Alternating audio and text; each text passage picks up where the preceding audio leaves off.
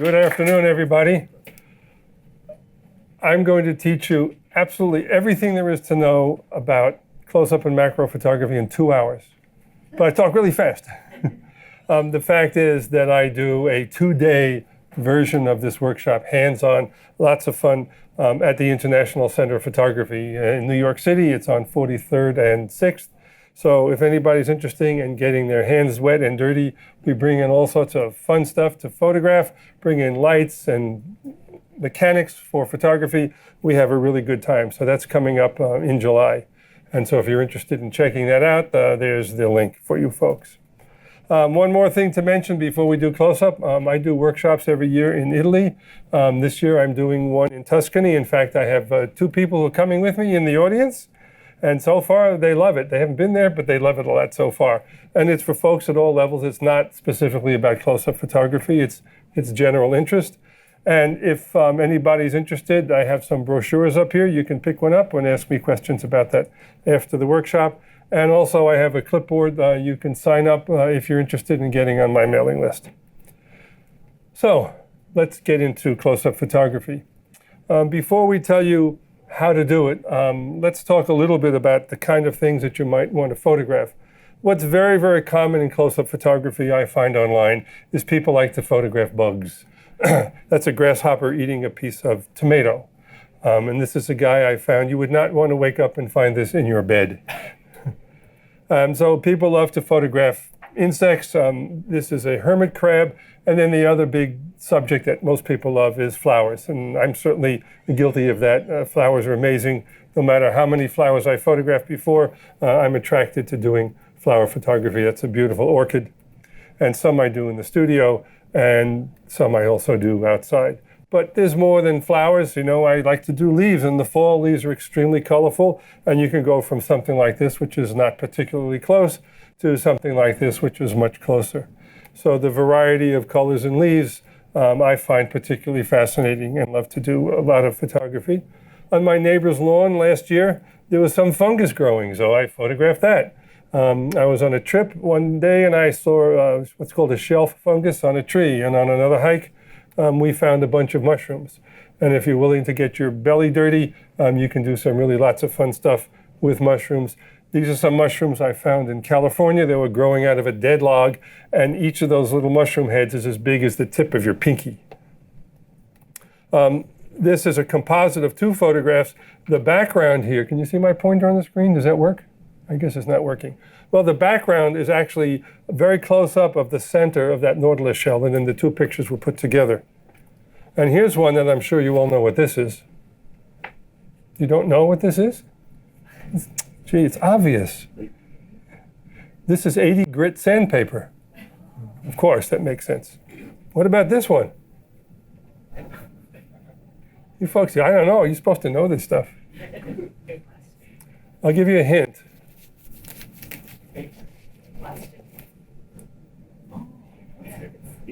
It's a ballpoint pen line on paper. High magnification. All right, this one is easy. This one you'll get. This is obvious. Everyone gets this one. And you've all seen it. You don't know what this is? Oh man, you folks, it's terrible. It's the holes in the Band-Aid. Right now, see, now you're looking, oh, of course, right? This you might know. This is a type of Velcro. It's not the real Velcro, but it works similar to Velcro. What about this? I'm surprised. I know if we never should have let these people in because they're not too smart. All right, what about this? Does this help? Still doesn't help, huh? All right, I'm going to give you a hint. Everybody in this room uses this every day. Toilet paper.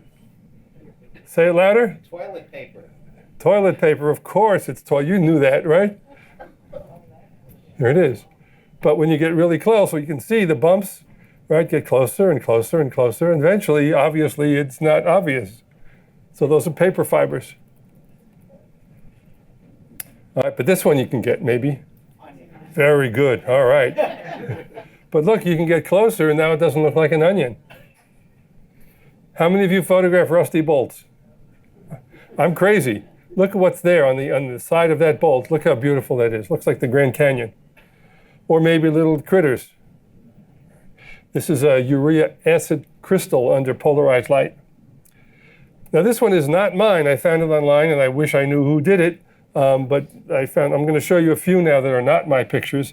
And people have done amazing things besides bugs and flowers. All right? This is somebody who's called Alan M. This is an eye of a gecko. And Lawrence Bowler did the skin of Dover sole. This is very high magnification. This is 20 times life size.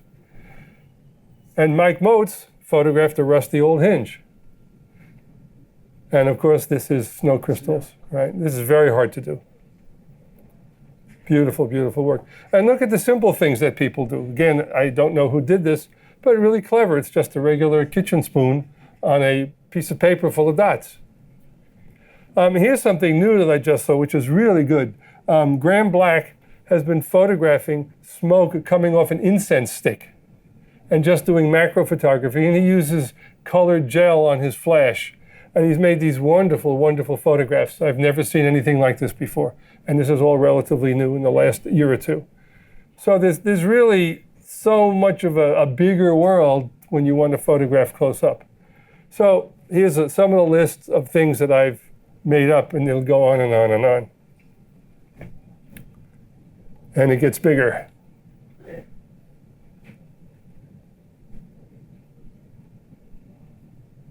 But that's not all. We have lots more.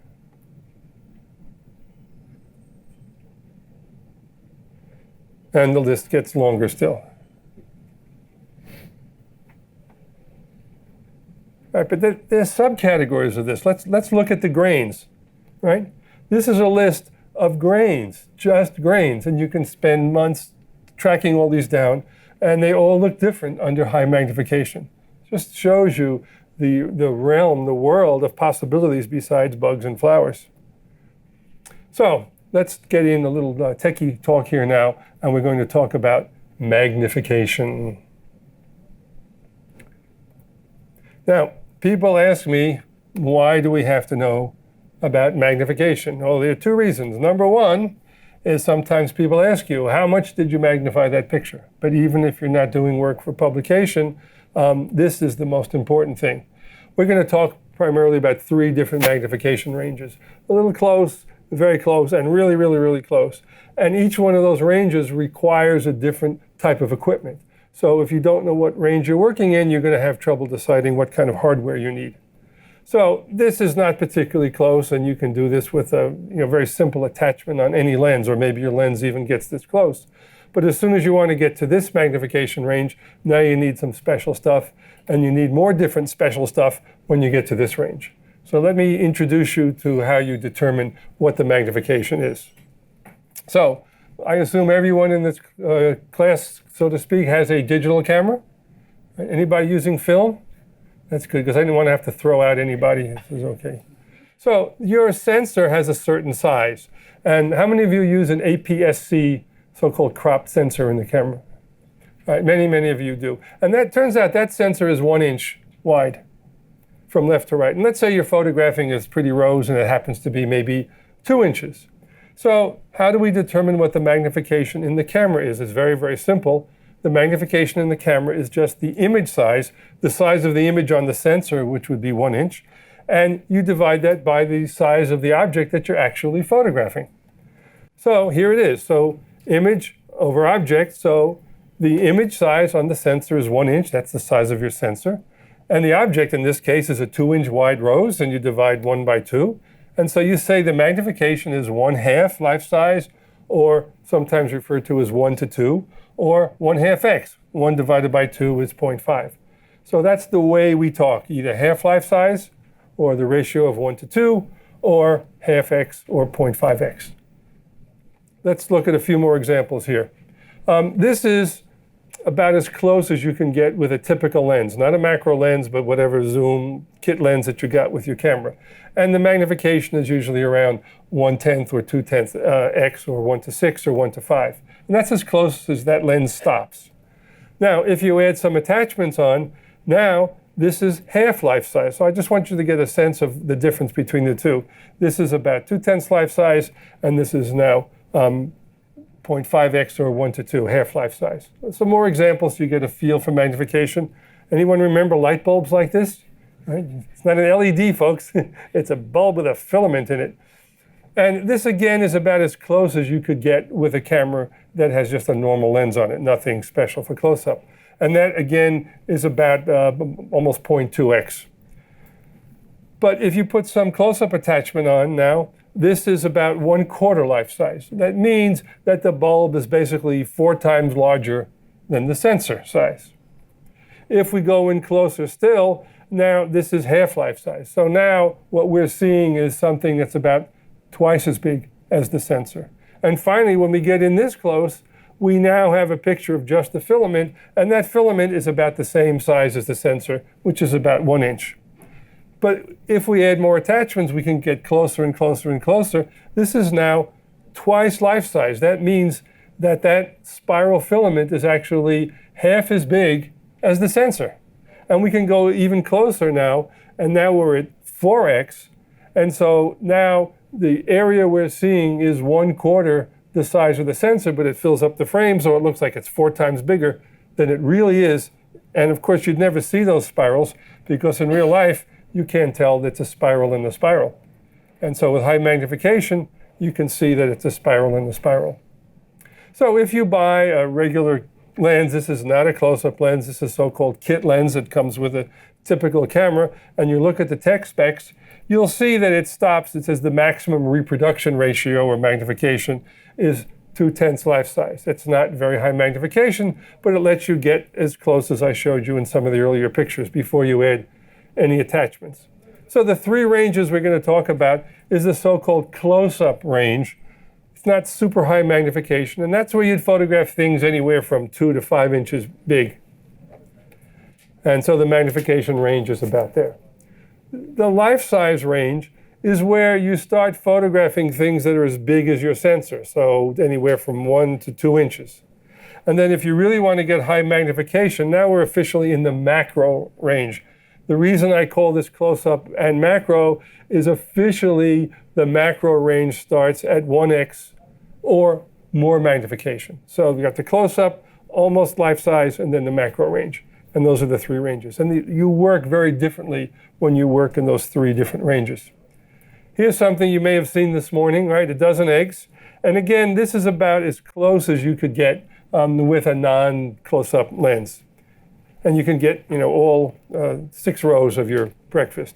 But if you put some attachment on and you get closer, that's what it looks like at about 1 to 3, about 3/10 life size. Or you can get closer, and now we're at half life size. So now that picture is twice as wide left to right as the sensor in the camera. And finally, if we go to 1x, now the part of the egg we're seeing is exactly the same size as our sensor in the camera. So that's called 1x. And this is interesting. I photographed this with what's called soft light, a big umbrella over the egg. And so it's very, very smooth, as you would think an eggshell is. But if you change the light and have this glancing hard light, that same spot looks like that. Believe it or not, that's the soft light and that's the hard light.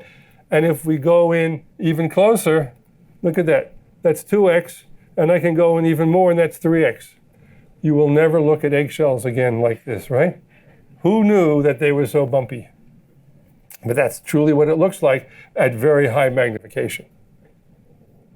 So again, to reiterate, we have the close-up range, the life-size range, and finally the true macro range from 1x all the way higher. Now, if you want to do more formal calculations, this is what you got to get involved in.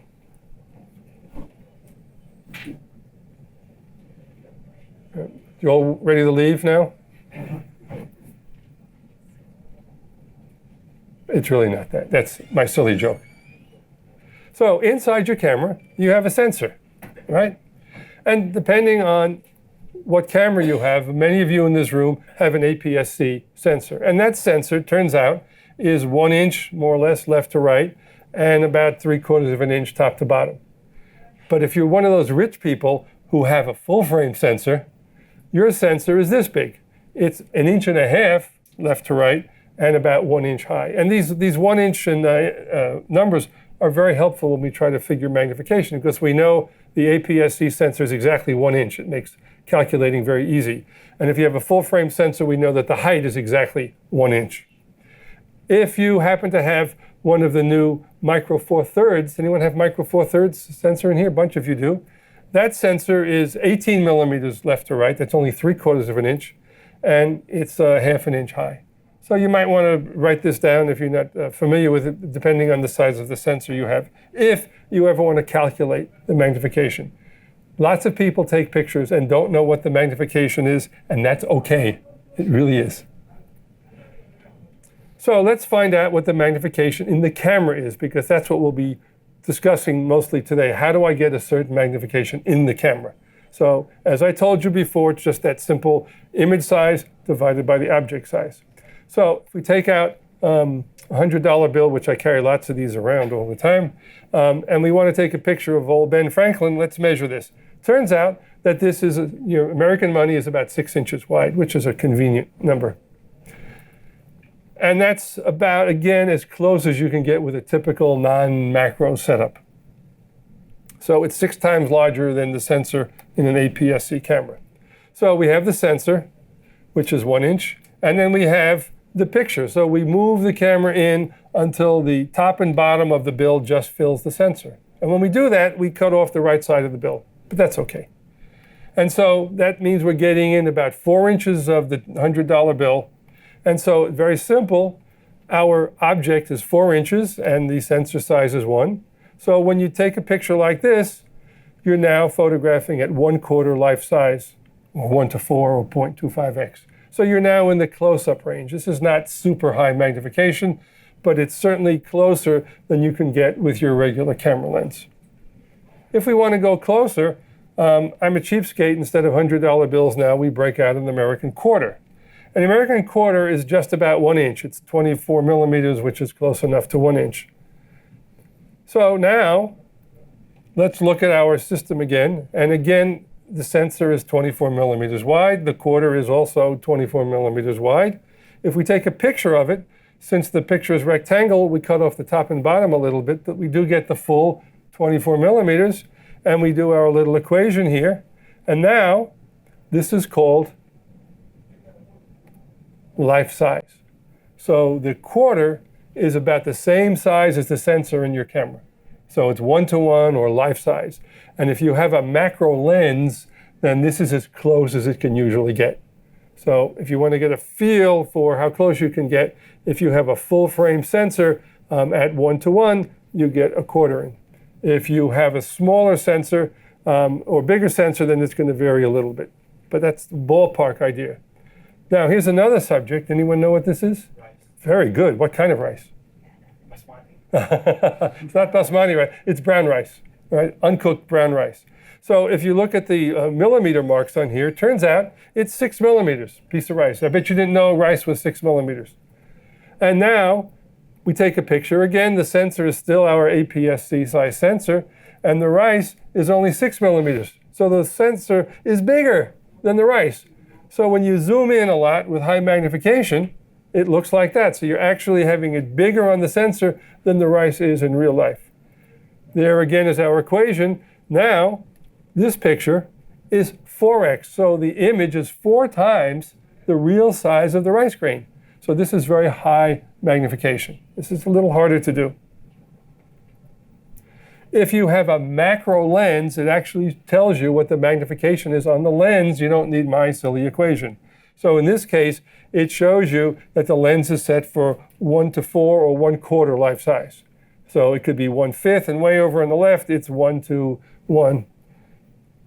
So again, to reiterate, because I'm a pedantic guy, these are the 3 ranges that we're working in.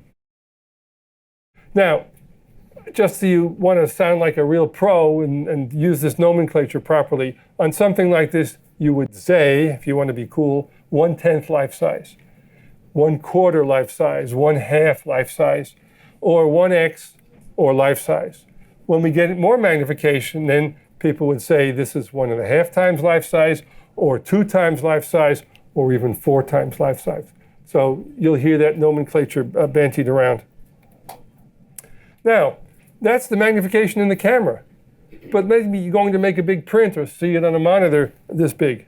So real quick, similar equation, how big is it on the monitor versus how big was it in real life? Remember our $100 bill here. So in this case, when we shot it in the camera, we shot it at 1:4. So that the 4 inches of the dollar bill was actually much bigger than the sensor. But if we take that, how many of you have a nice big monitor at home? Lots of you, right? Well, if you took that picture and showed it up on your monitor, now obviously the picture is much, much bigger than the $100 bill is in real life. So if you care, the final magnification in this case is the size of the monitor divided by the size of the money. And it turns out that on the screen, it's 5 times bigger than in real life. So you've made a picture that's 5x because it's 5 times bigger than the money is in real life. Getting really cheap now, let's photograph a penny. Turns out that a penny is roughly 19 millimeters high. And if we look at this chart, we see that that's very close to the height of your APS-C sensor, 19, 16, close enough for what we're doing. So if we make a print, though, right, if we just photograph it in the camera, it's almost life size. But let's say we want to make an 8.5 by 11 print. So here's a print that we made from that almost life size picture. The print is 7 inches high. So the magnification in the camera was 0.8x, but the print size is 7 inches versus the object size. And it turns out that picture of a penny on an 8.5 by 11 print is 11 times bigger than it is in real life. So that picture is 11 times larger than a real penny, and you get an idea of roughly what that looks like. It's kind of like that. There's 11 pennies. So the real pennies are on the right, and the print is on the left. What's that? That's the date on the penny. That's very, very high magnification. The penny was photographed at almost 1x. This was photographed at about 10 or 12x. Much more difficult. We'll talk about that in a bit. Next thing to talk about is something very exciting called depth of field. You probably know about depth of field from your regular photography. It's the big fancy term for how much is in focus. That's all it means. That's all it means, right? And the problem is, it's the bane of close-up photography. Those of you who have tried it, you know there ain't no depth of field when you're doing close-up photography. In the real world, you probably know that as you get closer to somebody, you can see in this case on the left, the background is blurrier than the one on the right, because as you get closer and closer with all photography, you have less and less depth of field. So I'm going to photograph my assistant's 2 sweet little girls here. And at f13, which is a fairly small aperture, you can see that the 2 girls are quite in focus. The trees in the background are a little soft. If we open up the lens wider, the 2 girls are in focus, but the trees are even blurrier. You have a larger aperture. Let's move in closer. If we move in closer at f13, a fairly small aperture, the 2 girls are in focus. Now the trees are really blurry. If we open up the lens to a larger opening, whoops, now the girl in the back is blurry. So as I open up the lens, it gets blurrier. As I get closer and closer, it gets blurrier. Let's get even closer. Now at f13, I can't get the 2 of them in focus. And if I open up the lens wider, it's even worse in the background. So as I get closer and closer, we have less and less depth of field in the real world, and it gets even worse when we get into macro photography. But this is a small aperture, we have better depth of field. This is a larger aperture, we have even less. And we'll be seeing and using the same information with our close-up photography. So typically, for common photography, if you're photographing something that's 6 feet, that's this, I'm 6 feet from tip to tip, your depth of field from front to back could be 8 feet at f8. That's a lot, so you could have somebody there and here and still get everything in focus. As soon as you get in closer, you're photographing something 3 feet wide, now the depth of field drops down to only 18 inches. You photograph something 9 inches, that's from here to here, now your depth of field is not even 2 full inches. Sorry. Now you're in your macro range, right? 3 inches, your depth of field, folks, is 3/8 of an inch. Too bad. So if you go online and you look at lots of pictures, I see horrible photographs like this. You don't know where to look. There's almost nothing in focus. You see pictures like this all over the place. Luckily, I don't know who took these, so I can say I think they're terrible. Now, here's one of mine. This is f5.6. And very close up on some flower, you can see the petals, but very little is in focus. If I close the lens down a little more to f11, you can see more gets into focus. And finally, if I close it down all the way, I have even more depth of field. But notice, way in the back, I still don't have everything in focus. So I'm at the smallest aperture the lens has, but I still can't get everything in focus. And I will say it again, too bad. You see the scratch? That diagonal scratch, that fine scratch? What is that? It's not a scratch. Spider, yeah. Very fine. So again, remember, wide open. Now maybe you like this. There's no rule saying you have to have everything in focus, and maybe you want a little more dreamy rendition. It's perfectly okay as long as you understand how you get from here to here, just closing down the lens. And then I photographed this little white bud, and I photographed it again, and I photographed it again. Now, all 3 of these are the same exposure, meaning they're the same brightness, but obviously the depth of field has changed a lot from the first to the third. And here's the basic, I call it the photo 101 diagram. The first picture was taken at a large aperture, and so it lets a lot of light in, so I can kind of handhold it. When I go to the middle picture where I've closed the lens down, there's a little more in focus. When I close the lens down, it gets darker, so I need a longer exposure. I can't handhold that. And finally, on the last one, where it's a little tiny hole, I have the most depth of field, but for sure I need a tripod. And that's always the trade-off in all photography, not just in close-up photography. So you all have apertures on your camera. You may not have f2 or 2.8. And you probably don't have f32 unless you have a macro lens. Those are the only lenses that close down to f32. So the large apertures are the low numbers, and the small apertures are the high numbers. It's upside down, and people say, oh, it's so confusing. And my answer is, get over it. It's just upside down. It's no big deal. Just remember, right? By the way, photographers don't talk about the numbers. I'll say to you, close down or open up. I don't say use a low number or high number. It's too confusing. We literally are talking about the diameter of the hole in the lens, not the numbers. So let's just give you a little reminder here. So the low numbers, which are the big holes, has the shallowest depth of field, and the smaller apertures give you more depth of field. And again, another visual reminder is that. So let's look at this in practice here. I went to a lot of trouble to set up this still life. It's not easy to make the Oreo cookies stand on end. And this is as close as you can maybe get, actually even a little closer than you can get with a normal lens. And this is with the lens wide open, the biggest opening it has. If I close the lens down 3 stops, look at the difference in depth of field here. Right? You can see now how we have a lot more depth of field, but not everything in the world is in focus.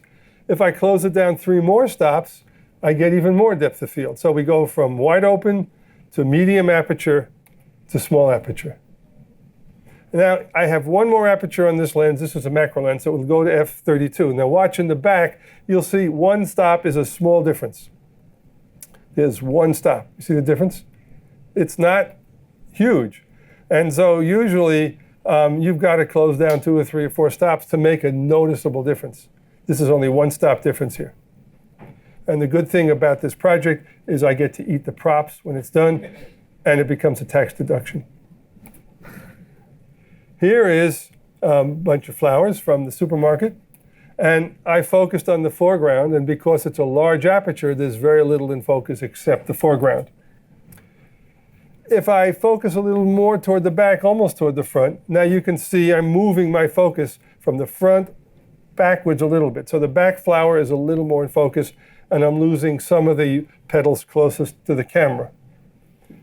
If I focus even more now toward the back, now the whole foreground goes out of focus.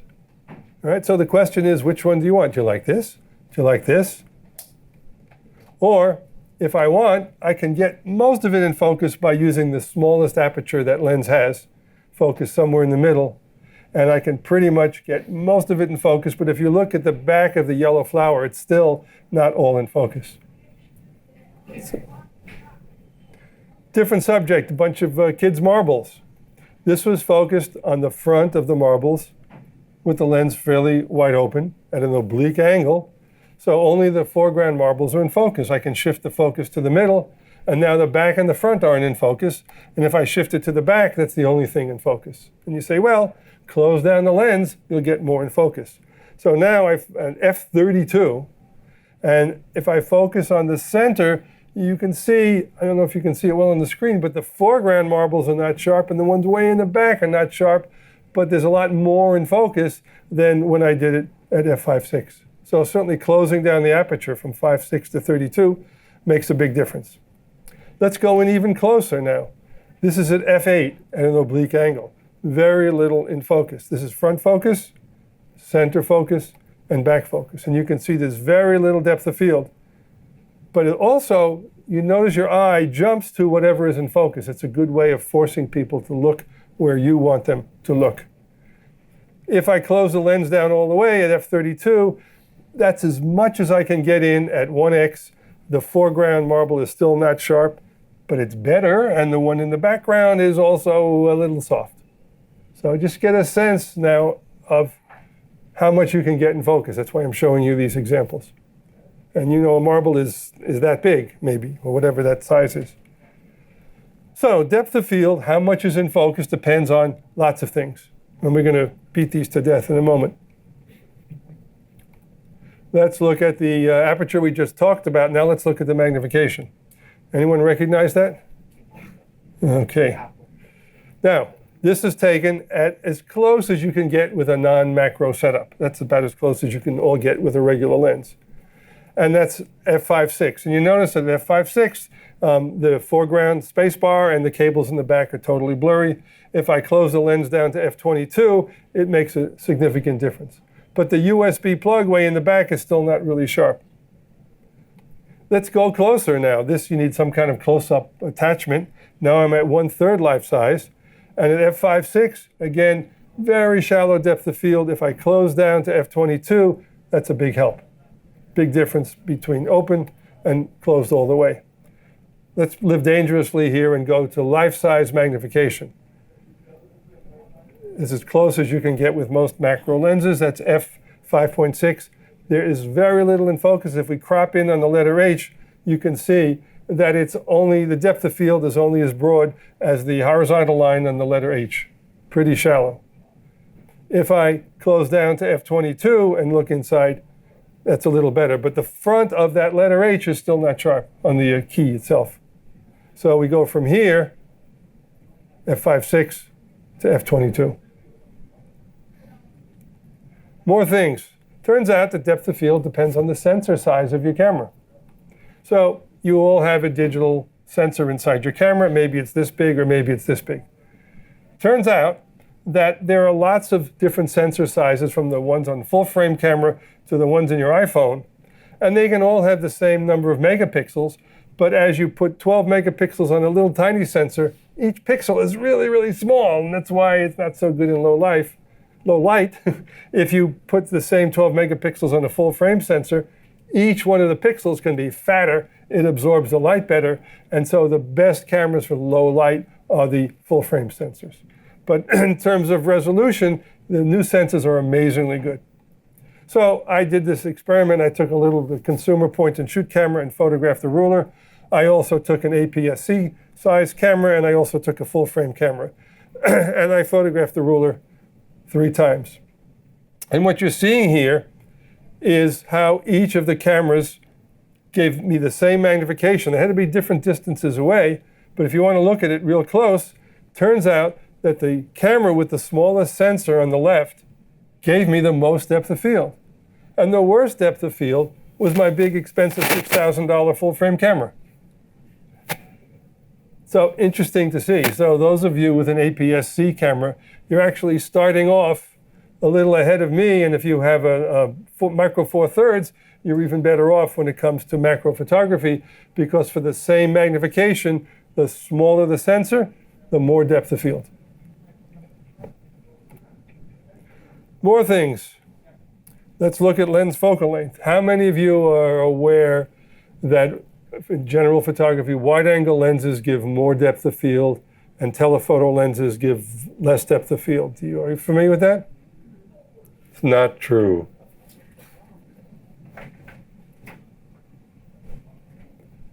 Especially in close-up photography.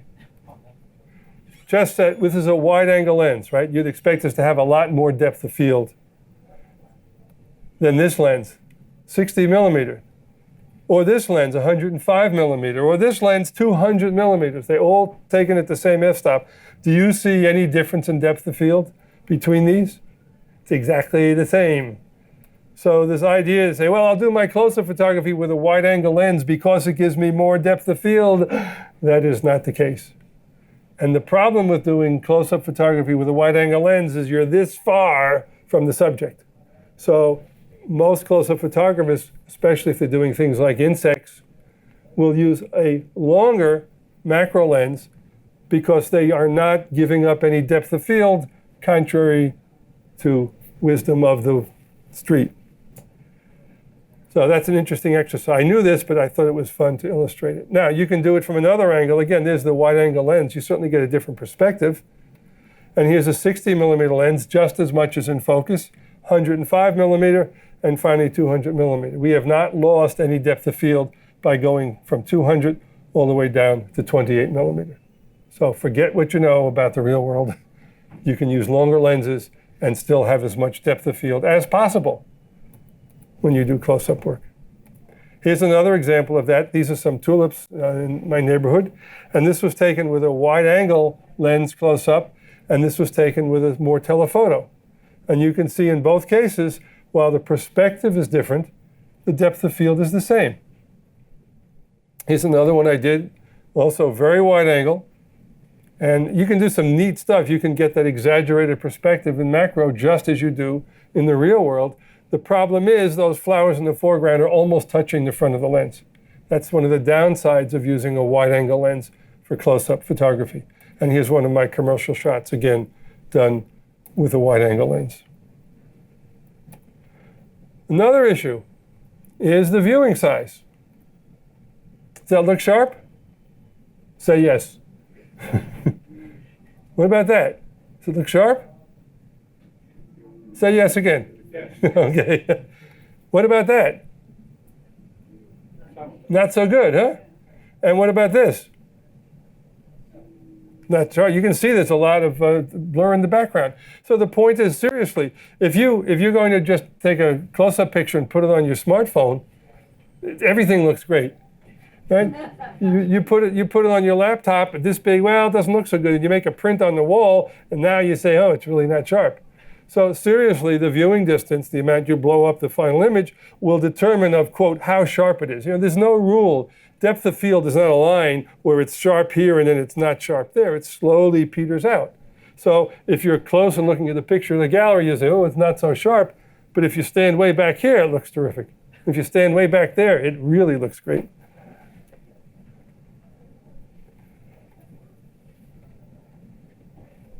So, given this shallow depth of field that we have, let's see what we can do to get the most out of it. So this is what we've just gone over. So we want to maximize depth of field, so we talked about small aperture. The next thing is we want to keep the camera parallel to the subject to maximize what little we have. We're going to focus carefully. We're going to check focus. And it's easier if you photograph large things. That's a joke, sort of, but it's truly true. All right? So let's look at keeping the subject parallel to the camera. If you photograph a green blob, and maybe at some magnification you have a 1-inch depth of field, you should be so lucky. But if you photograph it at an oblique angle like this, now that same depth of field gives you 3 inches in focus, rather than just that narrow 1 inch. And here's a real world example. So at my neighbor's yard, they have these pretty flowers growing, and it's curving over the rock. And if I just go over to the curved part and photograph it, this is what I get, because I'm not parallel to the flowers. So the top flowers are out of focus and the foreground flowers are out of focus. But if I stand right over the top and shoot straight down, now look at the difference. So just by the angle to the subject, I constantly have to keep this in mind when I'm photographing, to try to get the camera as parallel to what my subject is, and then I can get as much depth of field as possible. Here's another example. This leaf was hanging in a greenhouse kind of at an angle, and I got underneath it with the sun coming through, and I was very careful to be parallel to the angle that the leaf was leaning. But when I first got there, I wasn't, and you can see on this picture now on the right side, it's all out of focus. So if you're careless, it looks like this. If you're careful, it looks like that. And here they are side by side.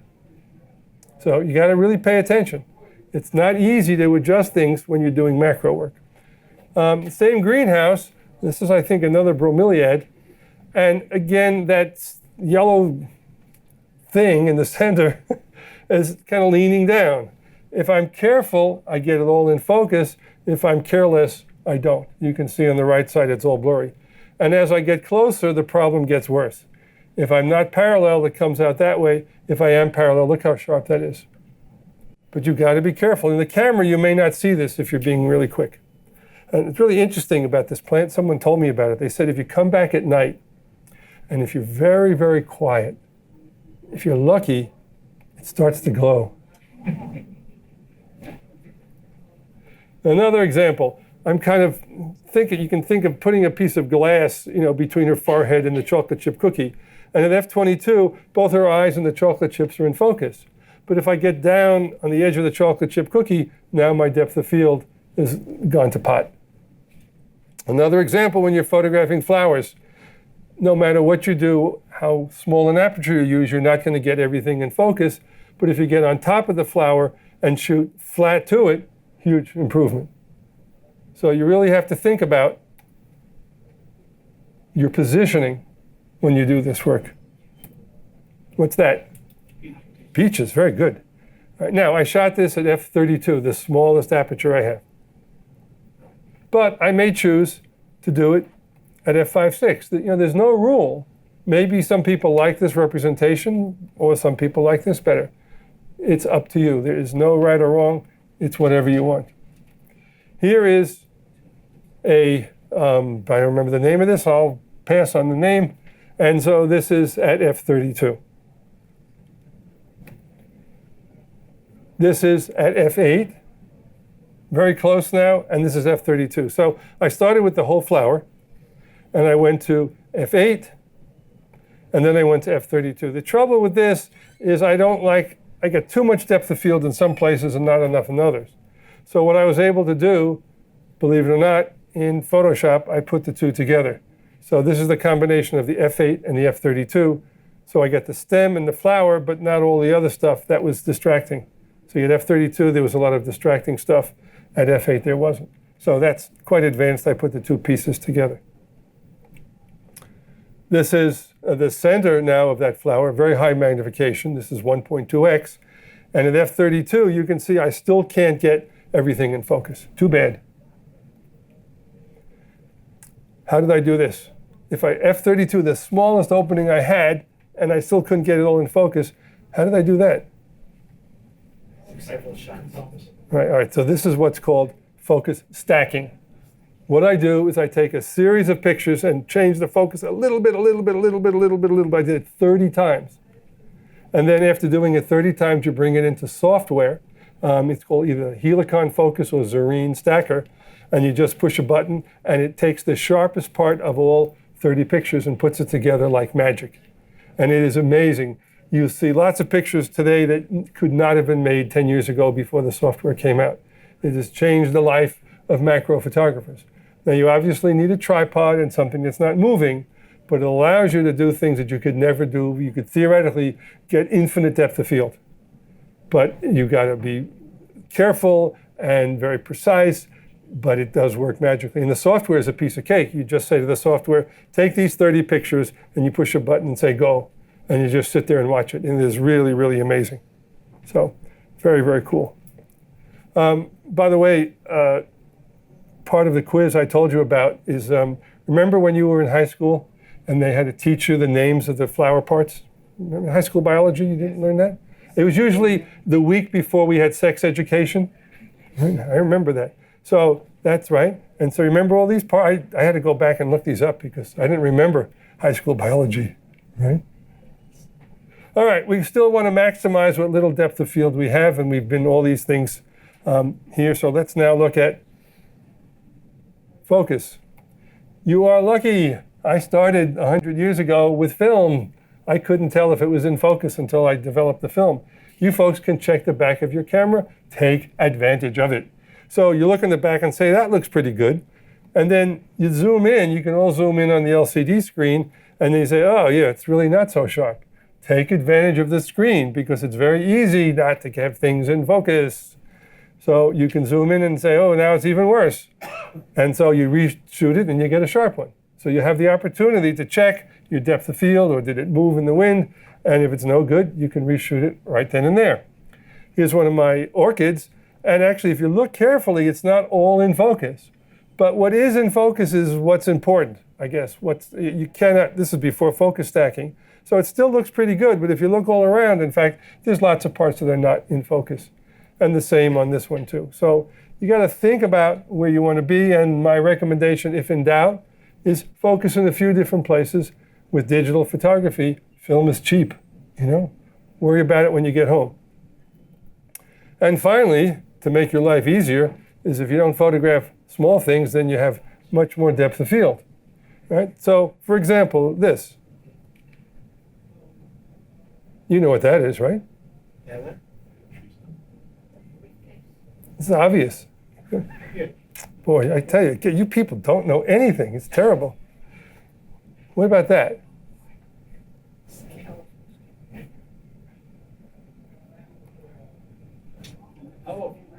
Who said elephant? Good for you, man. Give that man a gold star. Elephant is right. So these are pictures by Brent Lewin, which I think are fantastic. So he photographed this elephant. And I just love these pictures. It's just so neat. Whoever thought, right? Everybody wants to photograph the whole elephant. But he did this. I just love these pictures. So good job, Brett. By the way, that's the foot of the elephant. That's what touches the ground. Pretty cool. So it's much easier when you photograph large things. But you still have to be parallel to what you're photographing to get it all in focus.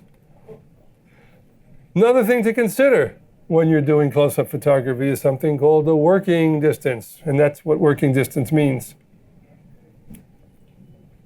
And that's a very important consideration when you pick out the equipment you want to use, right? Now, turns out that when you buy a lens, they'll tell you what the minimum focusing distance is. But that's very different than the working distance, and that's a number that's hard to find before you buy the lens. For example, here are two lenses, and you can check the specifications on these two lenses, and they say they both focus to 4.6 feet. So you would think they both provide the same magnification. It turns out one provides twice the magnification of the other. So in the specs, all you can find is the minimum focusing distance, which is a useless bit of information if you're a close-up photographer. What you want to know is how much room you have in front of the lens at whatever magnification the lens has. And it turns out that the focusing distance, which we don't care about, is measured from where the sensor is. It used to be called the film plane, and now it's the sensor. Many of you have that symbol on your camera. That's where the sensor is in your camera. So when they say that its focus is to 4.6 feet, it's measured from there. But you've got this big lens sticking out in front. So that information is useless. So depending on the kind of lens you have, you can have a lens to photograph the flower here or here. You can be here or here, and both of those will make the same magnification. They're just different focal length lenses, and we'll get into that in a little bit. So if you don't need a lot of working room, then maybe that's okay. But if you need more working room, you'd want a different focal length lens. And they both make the same picture, just from a different working distance away. The working distance is the space in front of the lens, which is what's important to us.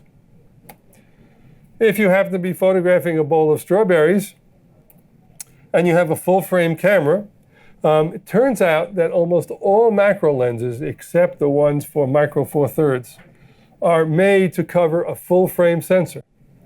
Now, you probably know that if you have a Canon or Nikon, you can use a full frame lens on your APS-C camera. The difference will be that with the APS-C camera, you'll be getting only that much of the subject. So when you look in the viewfinder, that becomes this. So you actually get more magnification with the APS-C sensor than you would with the full frame sensor. So you don't have to get as close to the strawberries to get the same shot. So just to give you a quick rundown here, if you have a lens that's marked 60 millimeters and you put it on a full frame camera, it acts like a 60 millimeter lens. If you put it on an APS-C camera, it acts like a 90 millimeter, and if you put it on a micro four thirds, it acts like 120 millimeter. So as you go down smaller in sensor size, you effectively get a longer focal length lens, and you have more working distance. So it's actually easier in some ways to do close-up photography if you're doing skittish things with an APS-C or micro four thirds, because for the same focal length lens, you get a lot more working distance. And you won't beat you to death with this chart, but it all comes out the same. And so it's the same thing here. You can see there's a good chart on the working distance. So if you have a typical macro lens that's 105 millimeters, you get 10-inch working distance at half X or 7 inches when you're 1:1. And with 200 millimeter, you get almost twice the working distance. So the shorter the focal length, the closer you have to be. The trouble is, as you get to longer lenses, they get much more expensive. Sorry.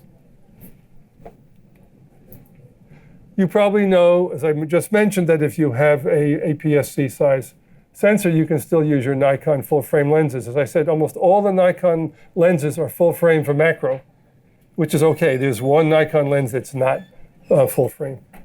And the same with Canon. So if you're a Canon person and you have full frame macro lenses from Canon, you can still use them on your smaller sensor cameras. Finally, how do we get close after all of this? So let's say you have a typical non-close-up lens, your kit lens that came with your camera, and you look at the technical specification, and it says the maximum reproduction ratio is about 2/10 life size. And that means you can photograph a bagel. And that's about as close as you can get. So various ways of getting close. You can take a picture and crop the heck out of it, which is not recommended. We can put on close-up lenses. We're going to show you about that. Or extension tubes.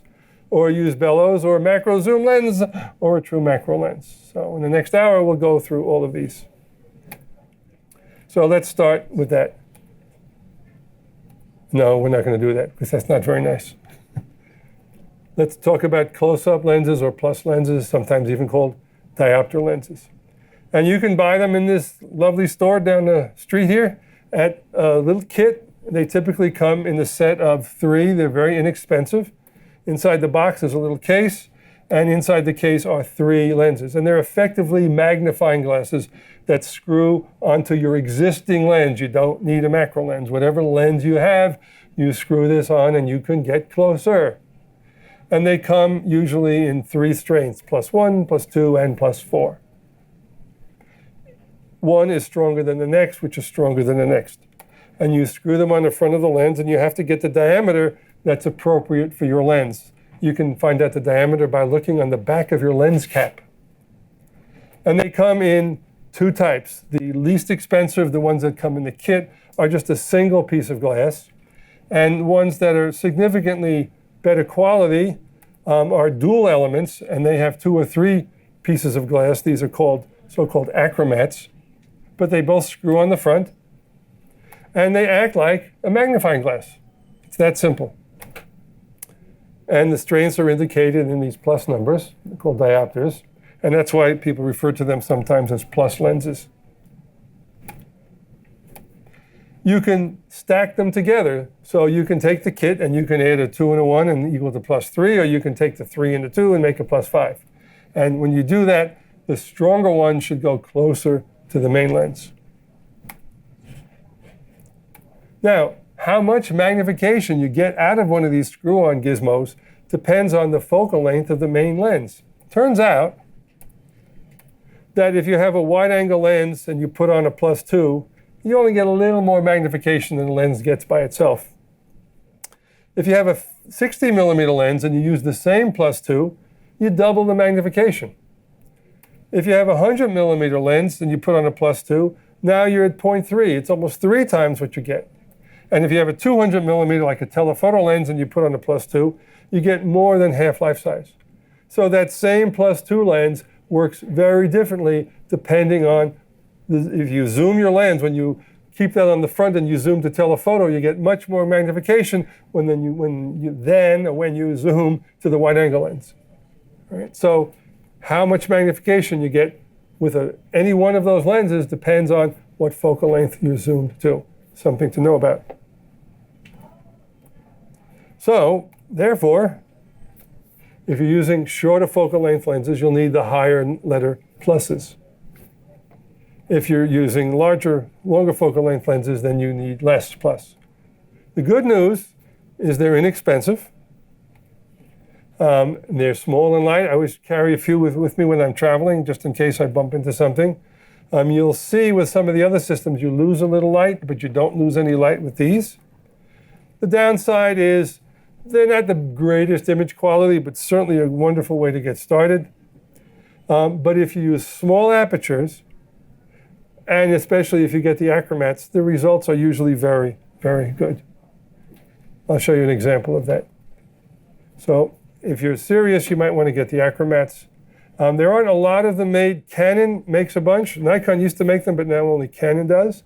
And they only come in a few sizes. You can get adapter rings. And the other ones that I've used are from a company called Marumi. And for some reason, B&H Photo does not carry them. I think it's the only thing in the world they don't carry. And they make these achromats, and you can get them on Amazon. I don't know if I'm allowed to say that here. So this is as close as you can get without any attachments on a typical kit zoom lens. If I put on a +1, you can see the difference. I can go from here to here. That's a +1. This is just a standard kit lens. If I put on a +2, I can get closer. If I put on a +4, I can get closer still in different parts of her sweet little face. So just by screwing on one of those inexpensive plus lenses on a regular kit lens, I'm now fairly close without any expense. These are just the single element lenses. Now here's what it looks like. So there's Doug with his daughter, and this is his lens that came with his camera. It's not a close-up attachment or anything, and that's as close as he could get in the first picture. If he puts on now one of the plus lenses, now he can get this close. If he puts on a +2, he can get that close. If he puts on a +4, he can get that close, and that's the way it works. Now, once you have these screwed on, you can't focus at infinity anymore. It's only in that close-up range. And as you change the amount of zoom on that lens, you can change the magnification a little bit. So it's an easy way to get started because, when I showed you these pictures back here, they all look pretty good. And these are done with, the equivalent of a $15 attachment. So let's see how that looks in terms of quality. I got a bunch of stamps, a sheet of stamps, and it's about 6 inches wide. And that's as close as I can get with my $1,800 professional hotshot Nikon mid-range zoom lens. It's a 28 to 70 millimeter lens. It's not made for close-up photography, and this is as close as it gets. If I put on a +2, one of those cheapo close-up lenses, it still doesn't look too bad, right? And if I crop it a little bit and put on a +4, I can get even closer. So it's just a lens not made for close-up photography. I screwed on a +4, and I can get pretty close. But if you stack a bunch, now I've got a 4 and a 2 and a 1, so now I've got +7, and now I'm at almost more than half life size. But look, this is a real macro lens, right? This is a $500 macro lens. This is my regular lens with the plus. Do you see a difference? Right? Now, this isn't bad until you see this. Right?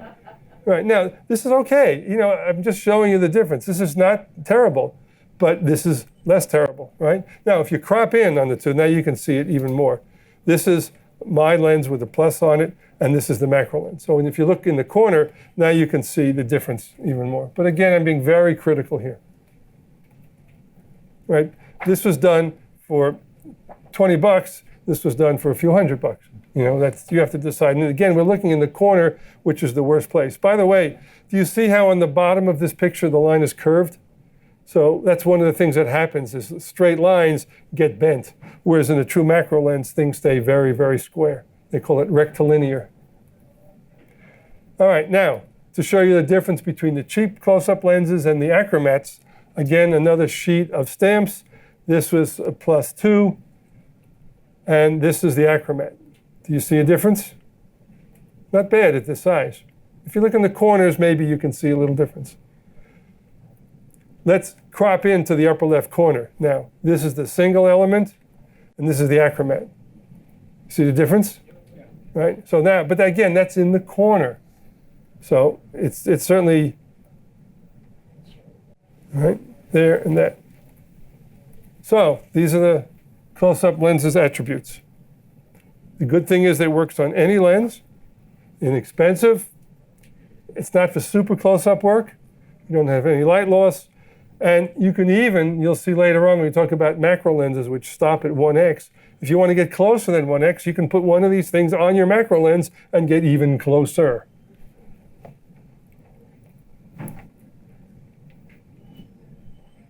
Some cons, downside, you know, what do you want for $20? So I strongly recommend these to everybody to get started. You know, there's no limit to how you can spend your money in the future, but you may find that close-up photography is not for you, and don't spend a lot of money until you decide you really want to go further. Okay, more ways to get close. Right? Let's talk about extension tubes, another exciting topic.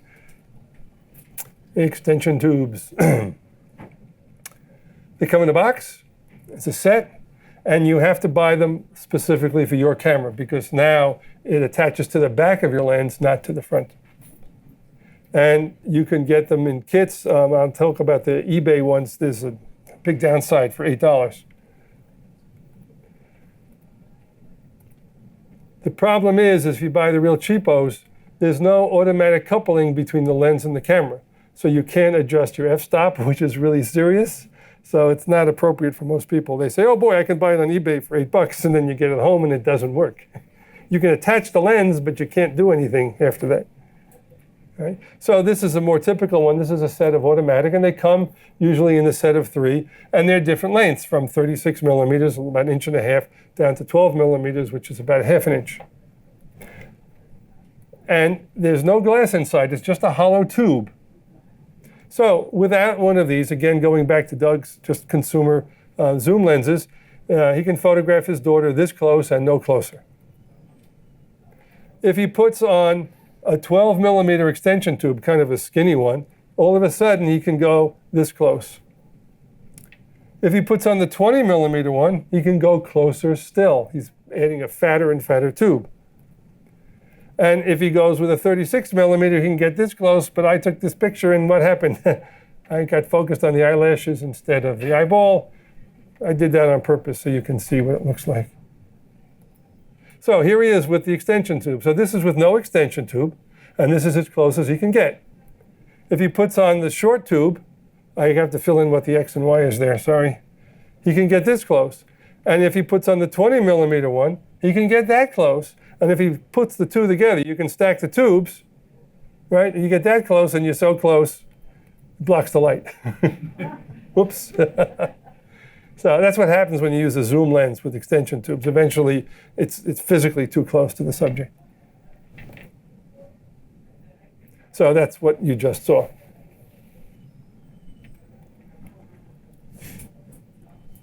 So it's usually, but try it. It's lots of fun. Now, like the plus lenses, remember that the effect of any particular plus lens depended on the focal length of the lens. They didn't do a lot with a wide angle but they did a lot with the same plus lens on the telephoto. And here, it's kind of the upside down here. If you have a longer focal length lens, you need a longer tube to get the same magnification. If you have a short focal length lens, you need a skinny little tube to get that same magnification. So it looks like this again. Let's say you have a 28 millimeter lens with a skinny little tube. You can get more than half life size. If you put a 20 millimeter tube on, you can get 3/4 life size. And if you put a fat tube on, you can get more than life size. So you can get a lot of magnification out of your 28 millimeter lens, although you'll be very close to the subject. If you put the same tubes on a 50 millimeter lens, now you get less magnification. If you put it on a 100 millimeter lens, look what happens. You get half the magnification that you did on the 28 millimeter lens. So the longer the focal length of the lens, the more tube you need to get closer. So here are the advantages. When you put on a plus lens, you actually decrease the focal length of the lens. It forces you to get a little closer. The nice thing about extension tubes is you maintain the focal length of the lens on the camera. It's good for higher magnification, and it's definitely better quality than stacking a whole bunch of those magnifying glasses on. But some lenses work very well with extension tubes behind them, and others are not so sharp. So it very much depends on the lens you have. Problem. As you put this extension tube behind the lens is moving away from the sensor and the light is spreading out and getting dimmer. So you're losing a little exposure. However, since you're all using through the lens metering, the metering system will notice that the light is getting dimmer. And so if you're in aperture priority, it'll just make you have a longer shutter speed. If you're shooting in manual, which is strongly recommended for close-up work, then you're going to see the plus or minus indicator in the camera saying you need longer exposure or a larger aperture. So to show you how much light you lose with extension tubes, and by the way, this holds for macro lenses too. So if you're at half life size, already you've lost one stop worth of light. If you're at life size at the end of the macro lens range, it's already 2 stops, so you need 4 times the shutter speed. And if you go to high magnification, you go 3 stops and more. So when you do very high magnification, you have much longer exposures, or you have to use flash.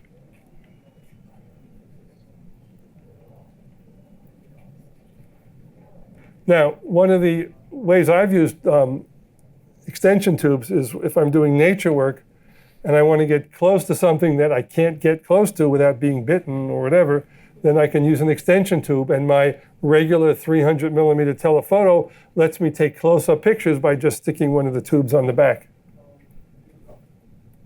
So this is what I do. I take the regular telephoto lens, put an extension tube, and now I can get more magnification. The reason you want an automatic tube is you see those little dots there? Those are the electrical contacts between the lens and the camera body. So if your tubes don't have those, the body and the lens won't talk to each other. So Kenko is a brand that a lot of people use. They're very good, and you have to buy them for a particular camera body. Right? And those are the contacts. Now, you can go to eBay, and you can buy these for $8. But luckily, look what they say in the bottom, $15. It says it should be used with lenses with their own aperture dial. At least they tell you that. And most of you have lenses that don't have an aperture on the lens. In the old days, old lenses had that, modern lenses don't. So these tubes will be useless to you, whereas these tubes will be what you need.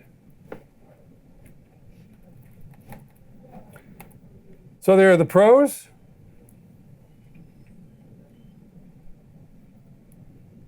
So again, like the plus lenses, if you have a true macro lens and it's not enough magnification, you can stick these behind the macro lens and get even more magnification out of it. And some of the cons.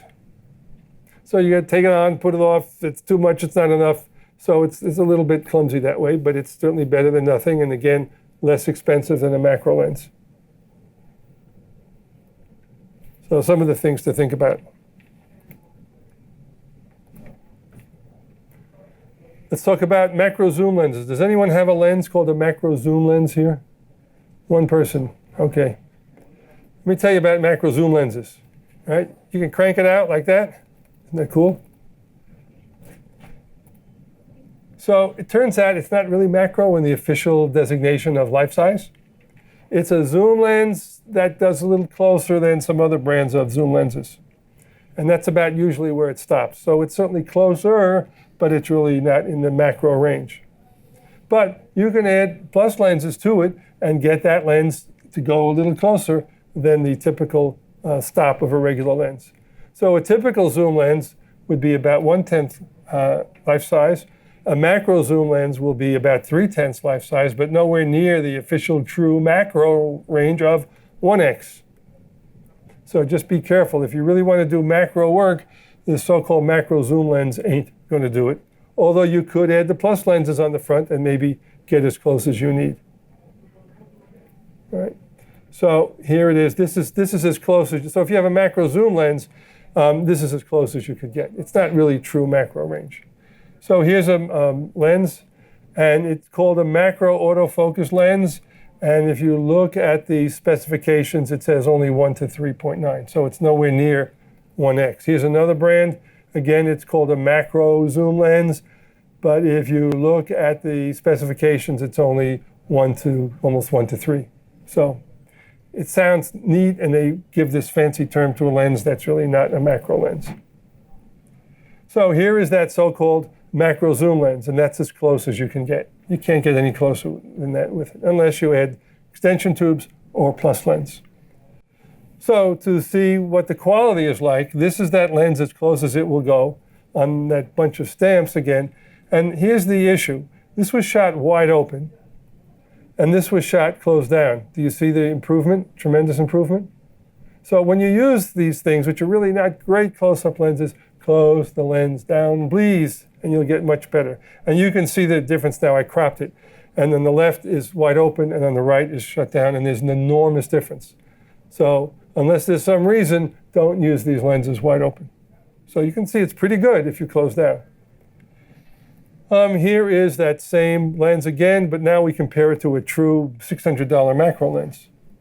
And they're both at f/16, and you can see it's not a huge difference now because I closed down the lens to f/16. But if you look in the corners of both lenses, again, the true macro lens is superior.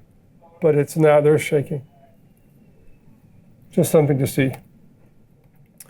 So you can get closer with your macro zoom lens by adding one of the plus lenses on the front.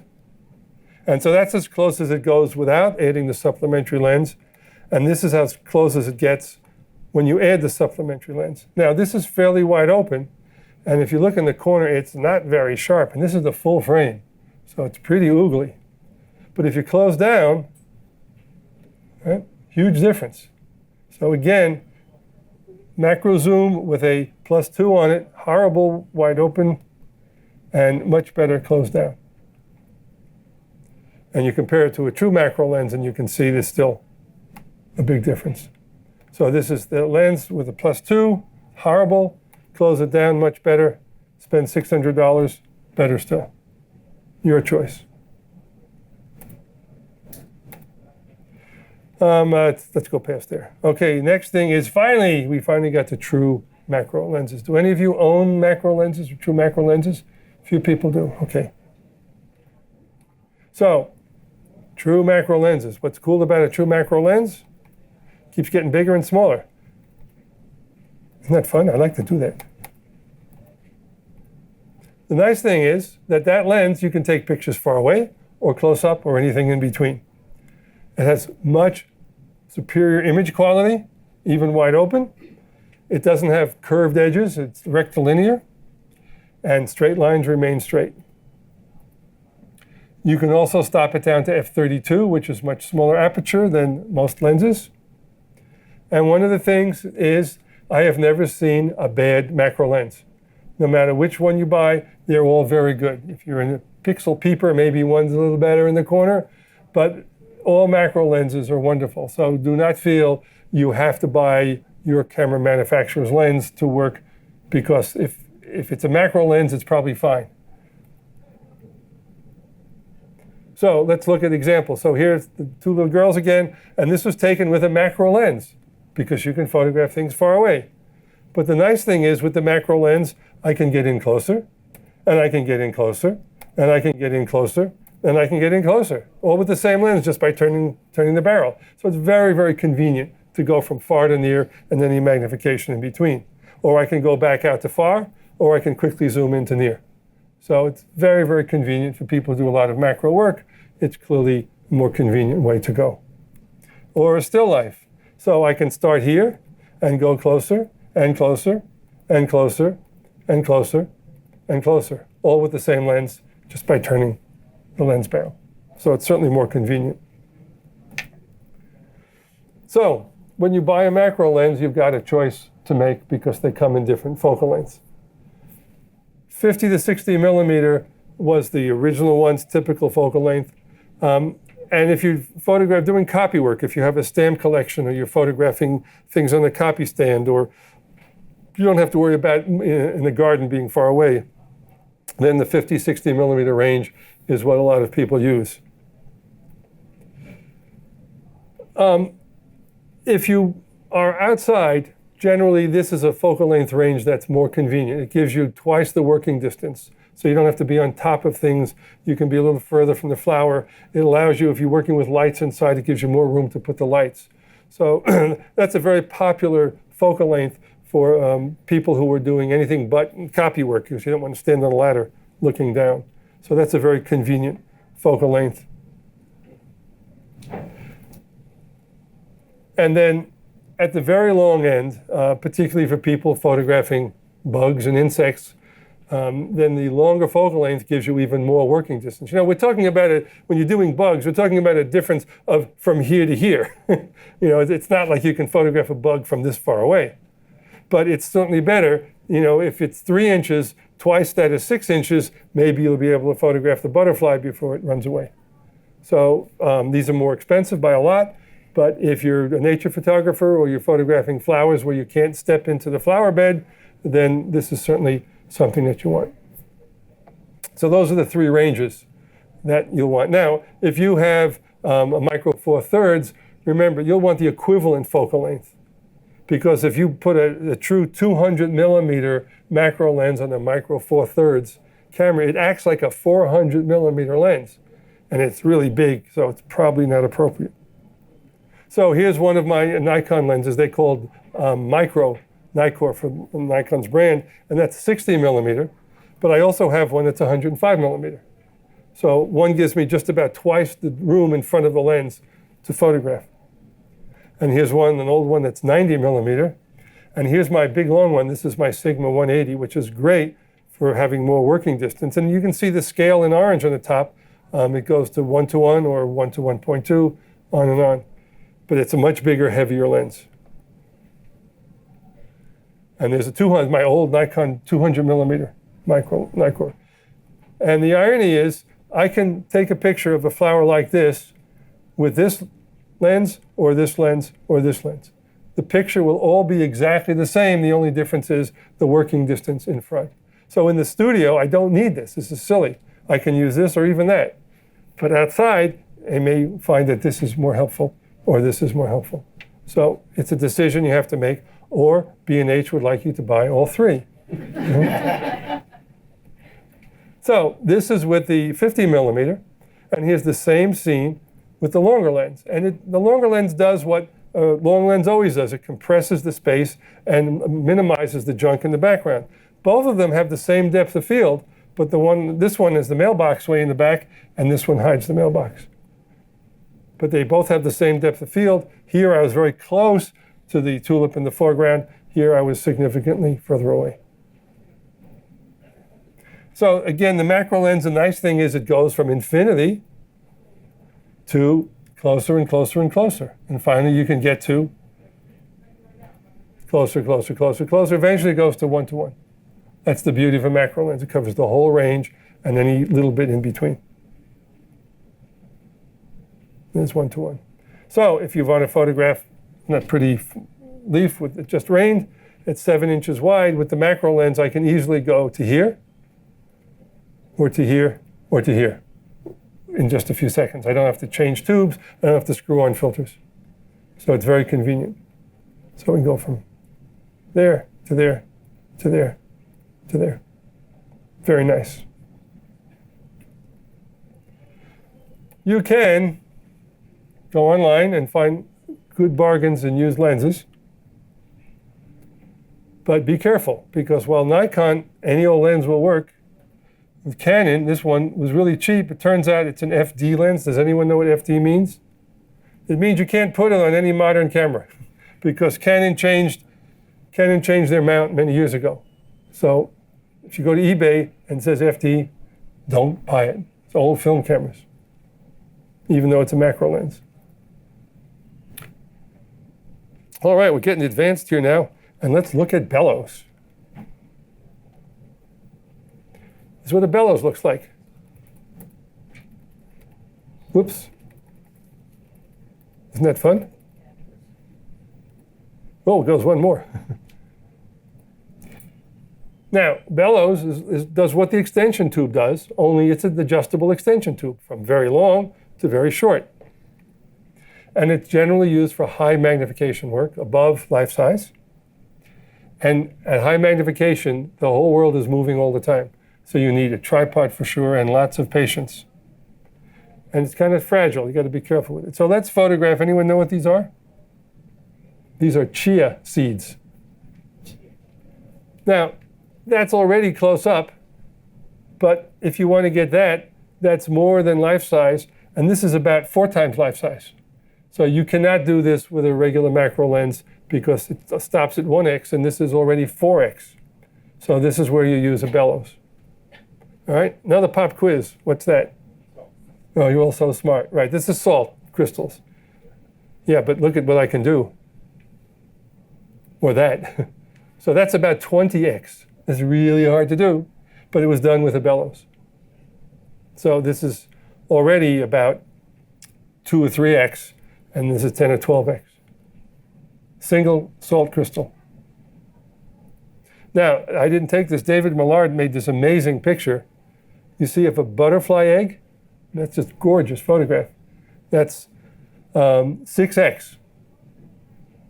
Here's one that's flat. It's a fire agate.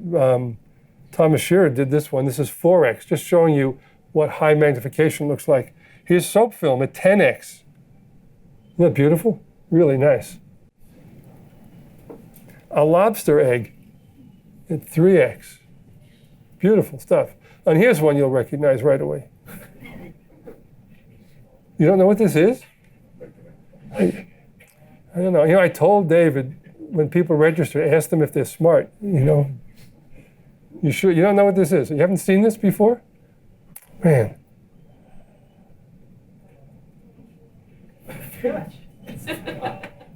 Now you recognize it, of course.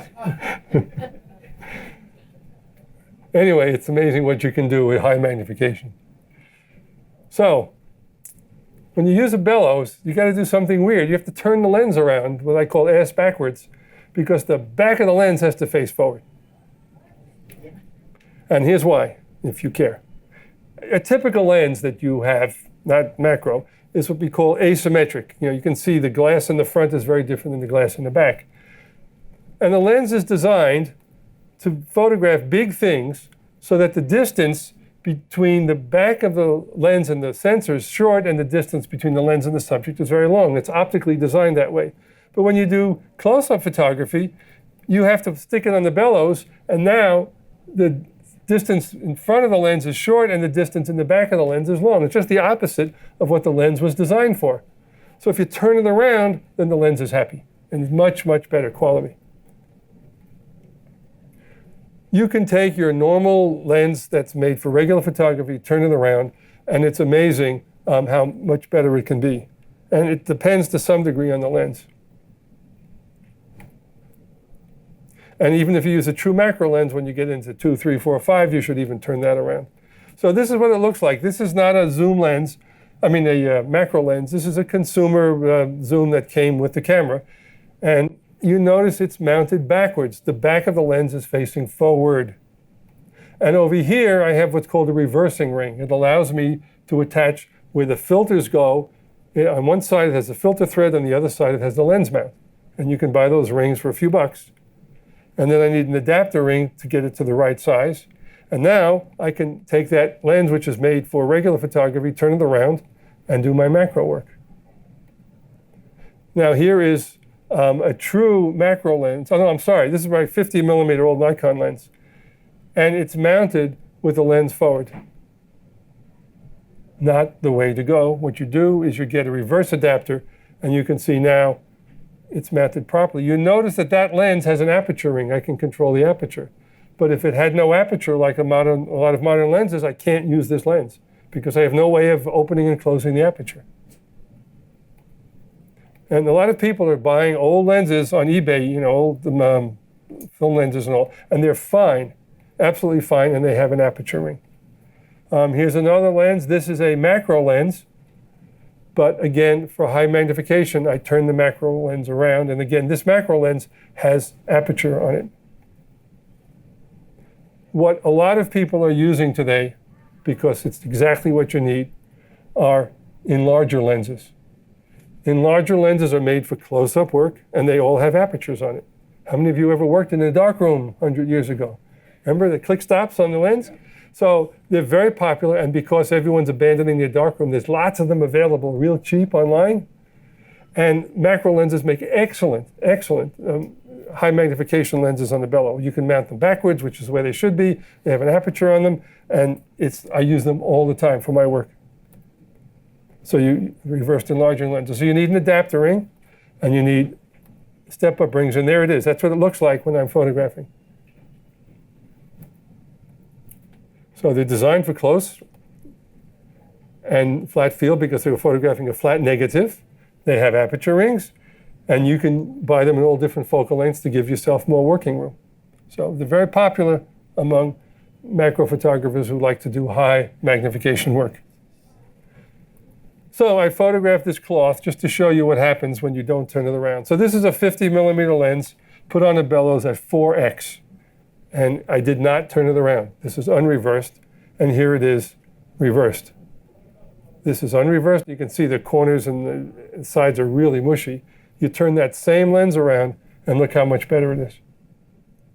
So that's all I did was turn it around. Get a reverse ring, and you're in business.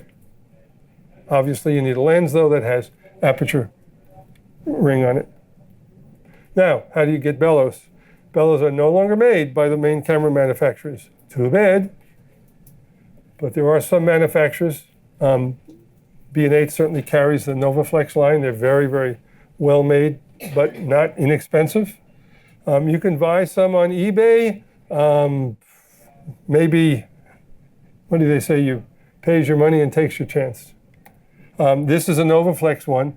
And the nice thing is, not only does it have the bellows track on top, but the bottom rail is a focusing slide, so you can move it in and out very, very precisely.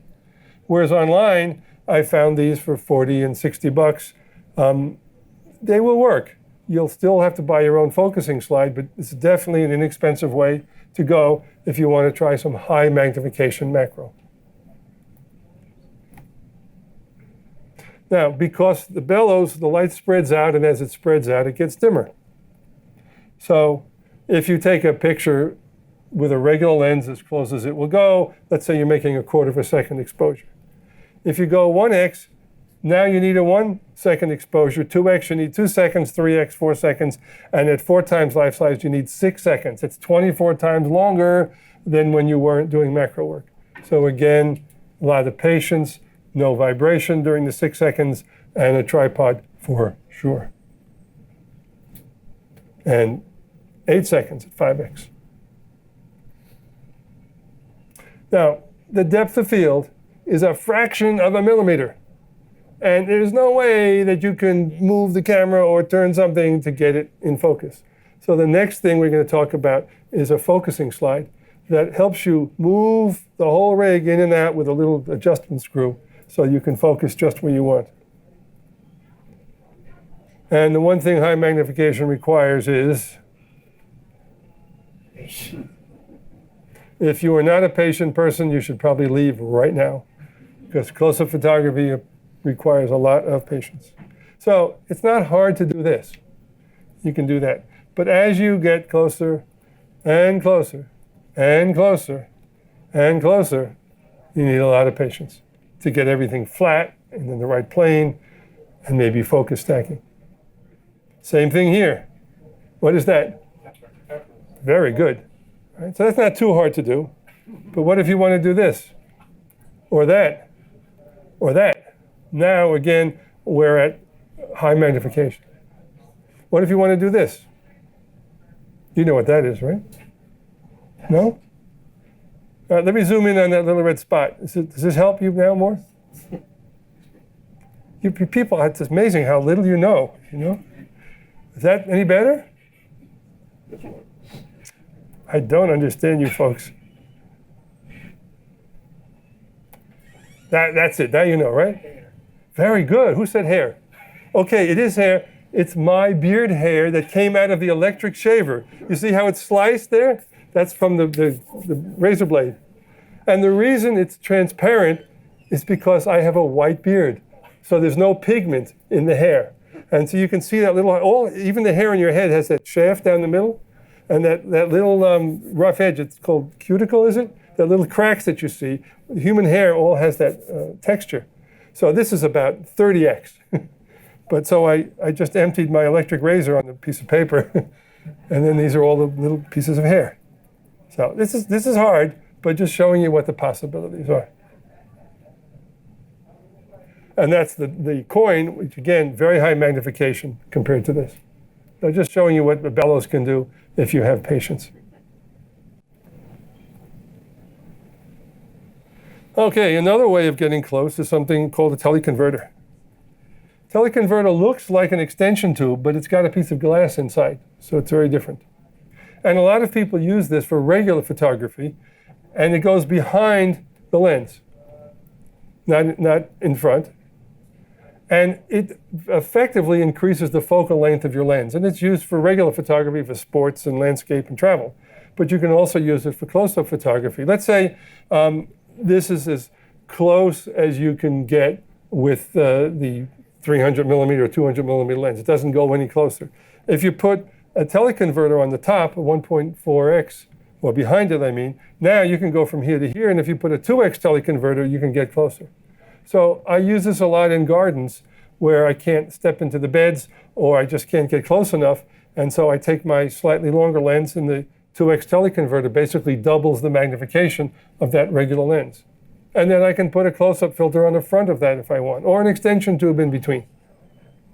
So another little thing that especially flower photographers or insect photographers use a lot, because it lets you be higher magnification and twice as far away. So that's what they do. They increase the focal length, but you lose some light, but it increases the magnification. So here it is. If you buy a 1.4x teleconverter, you lose one stop of light, and you increase the magnification by 40%. I don't know if they still make 1.7x. I haven't seen them. They certainly make 2x, and it loses 2 stops, but it gets you twice as close. And so here's what happens. If you just have, say, a regular 85 millimeter lens, if you put the teleconverter on, now it acts like a 120. If you put a 1.7x, it acts like a 145, and you put a 2x, it acts like a 170 millimeter. But the same close distance. Now, this is what's helpful. If you have a regular, say, 100 millimeter lens, and the working distance in front is only 9 inches, you get that magnification. If you put a 1.4x, you don't have to move at all, and now you get 50% more magnification. If you put a 2x on, you don't have to move, and now you get double the magnification. So it's another way of getting close without getting close. One more thing to know about. And you can use this for your regular photography. The teleconverter is not limited just to close-up work. A lot of people who travel and they don't want to take a big, long lens, so they have a medium lens, like a 200 millimeter. And then you carry this little teleconverter, and when you need 300 millimeter, you stick it on the back of your 200, and you don't have to also carry another big lens. Now, be careful. Teleconverters are very lens specific. This is Nikon's chart as to which of their many teleconverters fit which lens. So be careful. Kenko has a line, though, that fits a lot of lenses without worrying about which lens. So I can suggest those. I have used them. They're pretty good. So to show you, here's an example of how I used one. A few years ago, I took a group of students to Antarctica, and we photographed the cute little penguins. And I wanted to get the mommy feeding the baby, and I had a 300 millimeter lens with me, and then I had a teleconverter, and with the two, I was able to get that. And that's krill and shrimp, regurgitated. Okay, very important is to how to focus when you're in the close-up range. It's very different than the way you're used to focusing now, which is probably autofocus, and you let the camera do whatever it wants. So in close-up photography, you don't do that, right? So if you have your autofocus set, you want to turn that off, please, because it's not appropriate. What you want is manual focus. You got that? This is really important. So if you're on the lens, there's M for manual, turn off the autofocus. That's on the macro lens, but any close-up you're doing in general. So here's what you do. You put on your plus lens, you put on the extension tube, you set your macro lens. Whatever you want to do to get close up, you can set the macro lens to what you think you need. And then you move the camera or the subject in and out. So it's like this. It's in or out. And you just watch it go in and out of focus, or if it's on a tripod, you move things a little bit. That's the way to focus. If you try to focus with autofocus, the camera starts to hunt. It's much harder. So turn off that, and you're going to either you move or the subject has to move. That's the right way to do focus in close-up photography.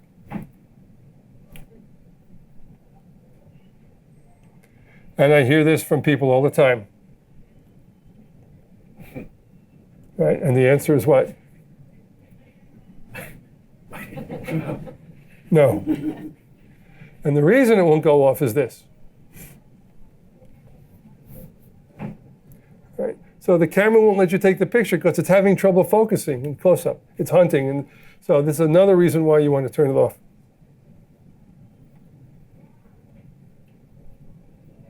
So that's the problem. So here's an example. So you photograph this artificial flower here, and you're hand holding it, and you want a lot of depth of field, so use f/18, which means you got to use a 20th of a second, right? There's no way you can get a sharp picture that way. All right, so you say, okay, I'm smart enough. I'll use a high shutter speed, but with a high shutter speed, I have to open up the lens because there's not enough light. And so when you do that, it's sharp in the middle, but everything else is fuzzy. Oops, that's no good either. So you get smart and you say, I know, I'll crank up the ISO. Now I can use a small aperture and I can use a high shutter speed, and lo and behold, now everything is sharp. So if, modern cameras do very, very well at high ISO. If you have to use it, use it. And so I was out last summer and I was chasing this butterfly around just to show you the real world, for those of you who like to do insects. And it's really frustrating because the damn insect will not stand still, Come on, I think you got it, and he flies away. And again, I'm focusing by doing this, right? And he's flittering all over the place, and that's how I'm trying to focus. And every time I think he's in focus, he takes off. Right? So I'm still not doing it. Well, that's a little better, but the light's not so good. That's a little better. Oh, see, it's a little soft. That's a little better. Finally getting there. Wrong light. Now we're getting somewhere. Look at that. Right? And to show you how sharp it is, look at that. Right, so I finally got one. And I got another one. And this is the contact sheet of my day. You laugh. Folks, this is the real world. Most other photographers won't show you this. But nobody goes and photographs a bug with one shot.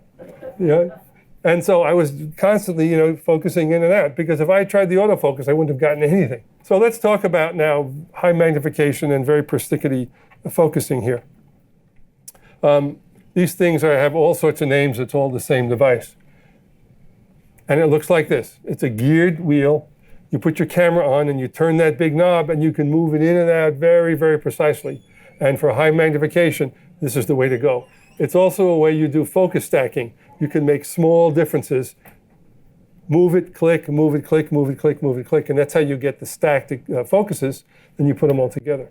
But for any kind of work, it just makes focusing. If it's something that's not moving, this is the way to go. Right? And this is one by Novaflex. They also make very good stuff. Kirk can really write stuff. These are really precise ones. Manfrotto makes a good one. This is the one that comes with the Novaflex bellows. And then you can get these inexpensive ones online. And here's one that it comes with the bellows and the focusing slide for $60. And let me suggest you get what you paid for, because it's all a little, you go to turn it and you go to lock it and it moves a little bit. It's kind of frustrating to use these. If you have a low budget, you may want to try it, but I think you're going to be frustrated because they're just not very precise. And then we get to the bane of most of you, right?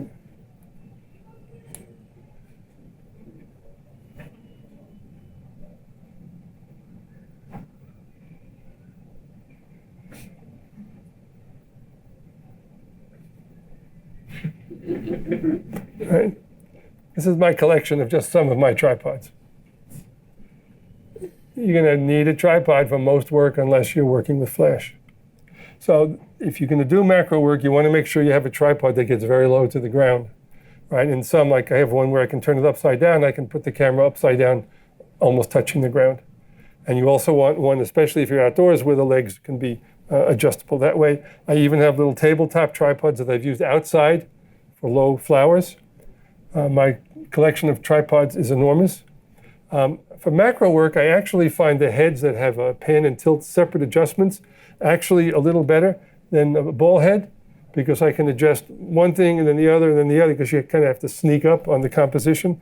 Again, when you start doing close-up work, you move that camera a quarter of an inch and the whole scene disappears. So you'll really need some nice ball head or a junky ball head will be very frustrating when you're doing macro work, because you can't position it the way you want. If you have a camera, lens that has vibration reduction, most manufacturers recommend when it's on a tripod, turn it off. But not all manufacturers recommend it. So read the manual that came with that particular lens.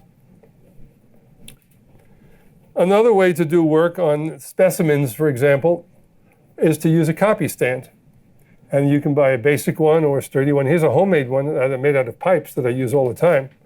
And there's a focusing slide on it. You don't want to be touching the camera. As I mentioned, we'll probably be working in manual mode, because you'll want to pick the f-stop and you'll want to adjust the shutter speed and the ISO. The trouble is, if you go to press the button, what happens? You're shaking the camera. In macro mode, when a truck goes by 3 blocks away, you'll see it in your camera when you're that close up. So what you'll all need, I strongly recommend, is a remote release. This allows you to trigger the camera without touching it. Now, some cameras don't have a release. They have an infrared button. And these are all special for a particular camera. So you have to find out if your camera brand and model has a remote release. If you don't have a remote release, you can use self-timer. So you turn on the self-timer, push the button. The camera has 10 seconds to stop shaking, and then it goes off. So that's very helpful. And then if you have a camera with mirror lockup, any of you know you have mirror lockup on your camera? The more advanced cameras do. When the mirror flops up in a digital SLR, it'll flop. And believe it or not, at high magnification, it shakes the camera. And so on my cameras, I buy them, make sure they have mirror lockup. So the first click, it locks up the mirror, and then you wait a few seconds and then go click again, and then it takes the picture. If you have a mirrorless camera, the beauty is there's no mirror to flop up. So mirrorless cameras are better by design just to start, because you don't have to worry about mirror flop, because there ain't no mirror. To show you what that looks like, I photographed these spools of thread, and this is where I touch the camera, push the button, right? This is 1x. And if you, this is touching the camera, and this is with the remote release. This is with the mirror up. Now I'll zoom in a second, you'll see the difference. So this is by touching the camera. This is cropped. And you can see it's not very sharp. If I use the remote release, look at the difference. The camera stops shaking. So this is without the remote release, and this is with it. This is with the mirror locked up. And this is with the, without the mirror, oh, I'm sorry. This is the finger on the trigger, high magnification, really blurry. This is with the remote release, and this is with the mirror up. And you can see the mirror up is actually sharper than the remote release. It's a little bit sharper. Can you see the difference?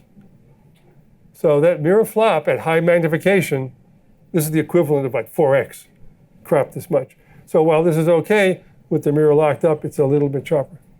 Again, at lower magnification, it may not worry about it, but once you get to 1x, things like mirror flop is definitely going to impede the sharpness of the picture. So, worrying about sharpness, shutter speed is something to consider. Too bad. So I find pictures like this online. Some poor guy, he even had the specifications. And he took this at 160th of a second. He was really proud of this picture. But it's horrible. It's too slow a shutter speed. So, all these things you have to worry about. So if you have to, crank up the ISO. So here's an example, my neighbor's flower. This is 6 inches. And I handheld it at f22. I wanted lots of depth of field, but at the 60th of a second, and maybe there was a little wind, it's not very good. This is f22, right, I'm moving back up. What did I do? This is f22, right? And this is a 60th, there's a 500th. Now, I got a 500th by opening the lens. So now the middle of the picture is sharp, but because I had to open the lens, now there's no depth of field. So while I improved the sharpness from motion blur, I don't have any depth of field here. So I raise the ISO now to 1600. Now I can use both a small aperture and a high shutter speed.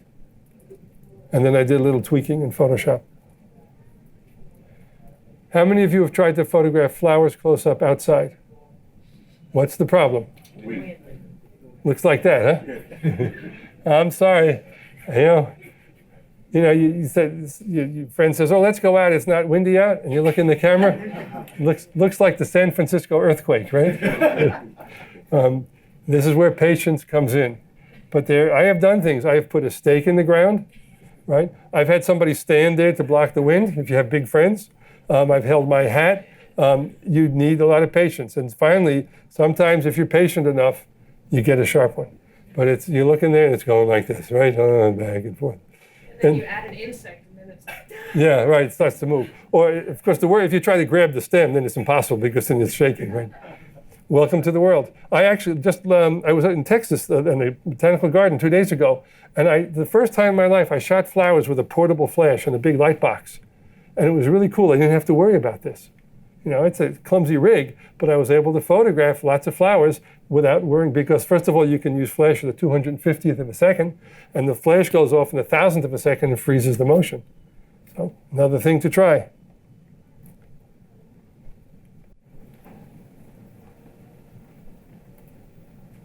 Right, so this is what you have to worry about. We talked about this, you're going to need more light.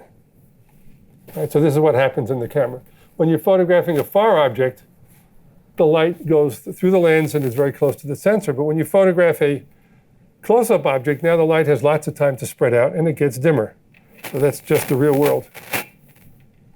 So anyway, let me go past this because I want to cover a few other things. Anyway, the point is you lose a lot of light. Now, for high magnification, you can do some things without spending a lot of money. You can take, if you have an older lens that has aperture rings on it, and you buy a reverse adapter for $9, you put that lens on your camera body, and now you can take a picture that close. You just take your old 50 millimeter lens, turn it around, and it automatically gives you super high magnification. If you have a lens like this around, buy a reverse adapter and see what you can do. It's lots of fun.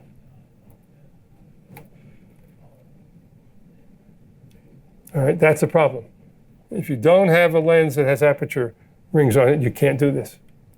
Now, another thing you can do to get magnification is you can couple 2 lenses together. Nobody's laughing. It's okay. So here's the way it works. You have a main lens, you have a coupling ring, and you have another lens. And the far lens has to be a shorter focal length than the main lens. And here's how it works. So you screw them all together like this. That's what it looks like. It looks kind of weird. And the magnification is nothing more than the focal length of the main lens divided by the focal length of the shorter one. And in this case, you get almost 4x magnification out of it. But again, you need the front lens to have an aperture. Well, and you can buy these. Here's one that couples a 52 millimeter diameter lens with a 62, and they come in 100 different sizes for a few bucks each. One more thing to try. It doesn't cost anything if you happen to have some lenses around. So look, with a 200 millimeter and a 35, you get almost 6x magnification. It's amazing. So here's an example. What's that? Cantaloupe, okay? So that's 1/4 life size. This is that same lens at 1x. That's as high magnification as I can get out of the macro lens. But if I add a reverse 28 millimeter lens, now I can get that magnification. And sometimes you do get a little vignetting, as you see here. But if you dry the seeds, look at that. That's 4.5x by just putting two lenses together without a bellows. And that's really high magnification. Looks really pretty. So that's what the cantaloupe seeds look like at almost 5x. If you have a Canon, you can buy these special macro. This is a true macro lens. It goes from 1 to 5x. It only fits a Canon. But if you have Canon and you're serious about high magnification work, something to know about. It's only $1,000. Let's see. Oh, here's something I've done. The last thing to cover. So I have a 300 millimeter regular lens. It's not macro, and it only goes to 5 feet away in very low magnification. But I can stack up a whole bunch of stuff. I can put a teleconverter on, and I can put a close-up attachment on the front. And when I do that, I can photograph as close as 12 inches and get to 1.2x, right? So my girlfriend's house is this little froggy, right? Very small. And so this is with the 300 millimeter lens and just the teleconverter. So it's effectively a 450 millimeter lens. And the frog ain't moving. So I'm going to keep getting closer, right? And I can get closer. And by Jove, now the thing isn't moving. So I go in the house and I grab my 2x Acromat and I put that on. And look at that. I can get closer and the darn frog is still not moving. And I'm getting closer, right? And by the way, this is without focus stacking. I was able, while he sat there perfectly still, I went click, turn. I took a whole bunch of different focuses, so I was able to focus stack. So you can see this is just a single frame, and this is stacking different focusing points. And then I got a little closer, right? And so the thing is still not moving. And I can go a little closer. Look at that. And he keeps focus. Oh, this is without focus stacking. This is with it. And I'm getting closer, right? Now, can you see my head in the middle of his eye? That's me sticking up there, right? That is amazing, right? And this is focus stacking. This is without focus stacking, and this is with. You see the difference. But I was only able to do it because he did not move. Absolutely terrified. This big guy, right? And then this is cropped. This picture, you can see how sharp it is. There you can see me better now, right? Amazing. And then he jumped away. And that's me trying to take his picture. Andrea took that picture.